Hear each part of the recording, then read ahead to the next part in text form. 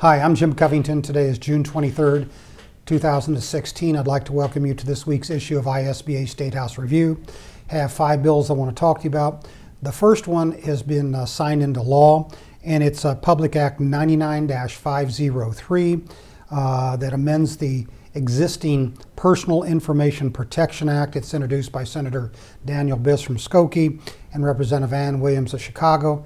I think this may be rather important bill for all lawyers that have client information, because you may be under the definition of data collector, so it may be worth taking a look at.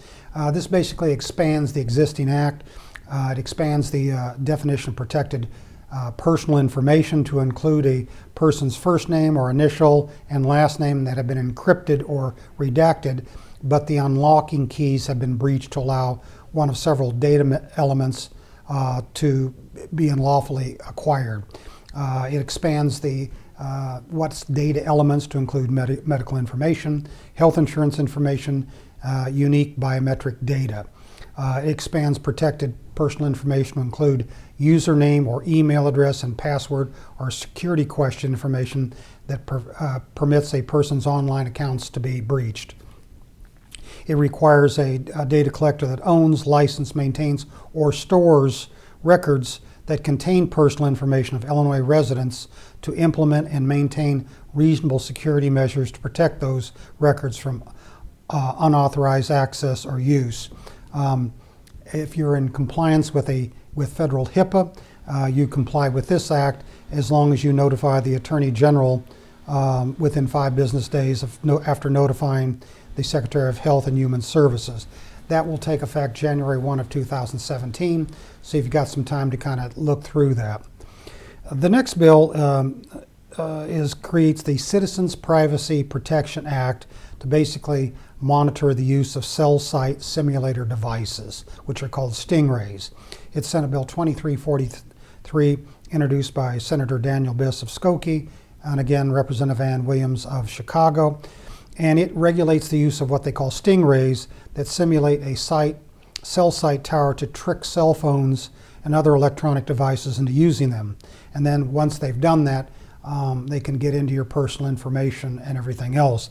This bill prevents law enforcement from using stingrays unless they get a court order based on probable cause, and may be only used to track or locate the location of a communications device, and that has been sent to the governor.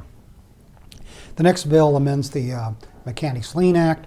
It's Senate Bill 2450, introduced by Senator Pam Altoff from McHenry and Elaine Neckritz from Buffalo Grove. And it extends the sunset for current law in the Mechanics Lien Act till December 31st, 2020 on the part of the law that requires work to be done or materials furnished to obtain a lien within 3 years for residential property and 5 years from any other kind of property. And that's passed both chambers as well. The next bill amends the Predatory Lending Database Program. It's Senate Bill 2677, introduced by Senator Pam Altoff from McHenry and Representative Mike Tryon from Crystal Lake. And it requires a copy of the lis pendens notice for a residential mortgage foreclosure in the program area to be filed electronically with the Department of Financial and Professional Regulation after July 1 of 2016. That's passed both chambers. The final bill I'd like to talk to you about amends the Condominium and Common Interest Community Ombudsperson Act. That's quite a mouthful.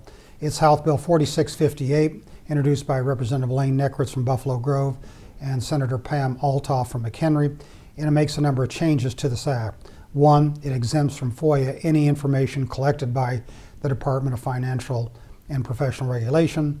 This exemption does not extend to educational, training, and outreach material, statistical data, or operational information maintained by the department in administering the act. Two, it clarifies neither the ombudsperson nor the department has the authority to consider matters that may constitute unlawful discrimination under local, state, or federal law.